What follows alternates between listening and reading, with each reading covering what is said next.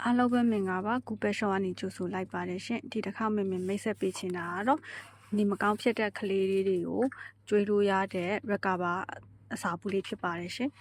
သူကအထက်မှာဘယ်လိုပုံစံလေးလဲဆိုတာပြပေးမယ်နော်သူရဲ့အထက်မှာကျတော့ဒီလိုလေးလာတယ်ရှင်ဒီလိုမျိုးအထက်မှာနှစ်ခွက်ပါတယ်ပေါ့နော်မင်တို့ကတော့တပူးချင်းတက်လဲရောင်းပေးပါတယ်ရှင်အယောင်ပြေးလေးနဲ့ quality ကတော့တော်တော်ကောင်းတယ်နော်ထိုင်ဝမ်မိတ်တစိမ့်ပါရှင်သူကအထက်မှာဇော်လေးတစ်ချောင်းလဲပါမယ်သူကဘလို့ကြောင်လေးတွေကျွေးလို့ရလဲဆိုတော့နေမကောင်းအရန်ဖြစ်နေတဲ့အချိန် green ပြက်နေတဲ့အချိန်နေကောင်းပြီးကာစားနလန်ထူတဲ့အချိန်လေးဒီကောင်လေးကျွေးလို့ရတယ်အတိအားဖြင့်ဒါကဘာနဲ့ဆင်တူလဲဆိုတော့လေ RC တစိမ့်က recover ဖြစ်တဲ့ဟာလေ RC တစိမ့်တဲ့ဟာနဲ့သူကအာနီတင်တွားပြီးတော့တူတယ်ပေါ့နော်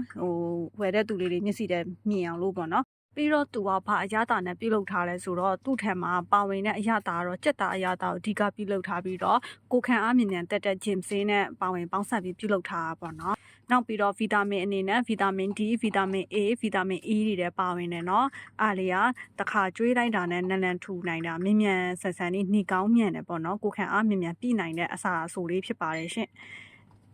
ဒိတ်လေးကတော့2020ခေါ်ထိရတယ်နော်quality ကောင်းတဲ့ဘူးလေးတွေမတို့ဆိုင်မှာ